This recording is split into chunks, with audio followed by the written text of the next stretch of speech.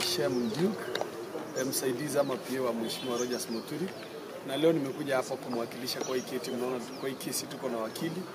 Kwa ufupi ni tulikuwa tumefanya kesi ya kura, tulikuwa tumeona kama hii kura ikwenda vizuri. Mheshimiwa Rogers akakuja kotini na akaleta malalamishi yake. Kesi ikaendelea na kwa bahati mbaya tukashindwa, na hiyo ni sheria na tukakubali. Sasa baada ya kushindwa kuna ile kitu inaitwa costs, ile pesa unalipa baada ya kushindwa kesi. Na Mheshimiwa Rogers, mahakama ilimruhusu yule tulikuwa tumemshtaki Mheshimiwa Steve Mogaka aweke ile pesa anaona kama alitumia kwa hii kesi. Na yeye akaingia mahakamani akasema ya kwamba ile pesa alikuwa ametumia na anataka kulipwa ni milioni 17.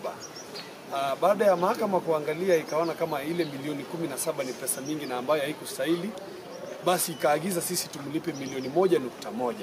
Na hiyo ni pesa hatukupinga, tulikuwa tayari kulipa. Baada hiyo maamuzi ya mahakama, bado alienda mbele akaweka apili, akasema ya kwamba anaona ya kwamba ile pesa ni kidogo sana. So tulipoenda kotini pale kwenye apili, tuliomba tutoke kotini tufanye kitu inaitwa out of court settlement, tuelewane nje ya mahakama, na tukaelewana ya kwamba ile pesa tungelipa ingekuwa milioni 2.5 na pesa ambayo tulimlipa.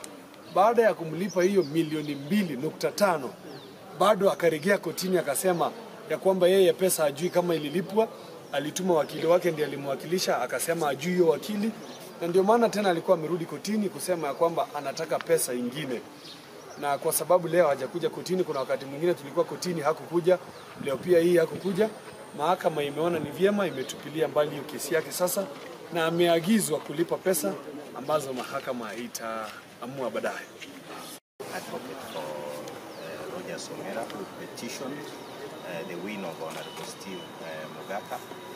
The petition was determined by Honorable Justice Kiarie, and it was determined that it wasn't merited, as a result of which Mr. Honorable Steve Mogaka filed a bill totaling around 17 million, and the taxing master then awarded him 1.1 million.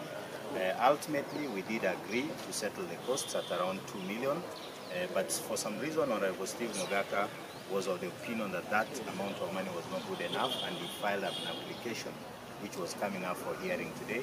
We had obtained orders to the effect that he comes to court today for cross-examination. He did not show up, as a result of which the court has dismissed that application with the costs to the petitioner, meaning the cost to Honorable Rogers Muturi. The court has made a determination that the matter is now finalized, that it's come to a close. It's unfortunate that even after negotiating with Honorable Steve Mogaka's advocates, that he still came to court seeking for more money for whatever reason. But it's good that it's settled. We'll be filing our bill of costs shortly, possibly to recover some little money from him, considering that we've come to court at least 4 or 5 times and he never showed up. Thank you. Something else?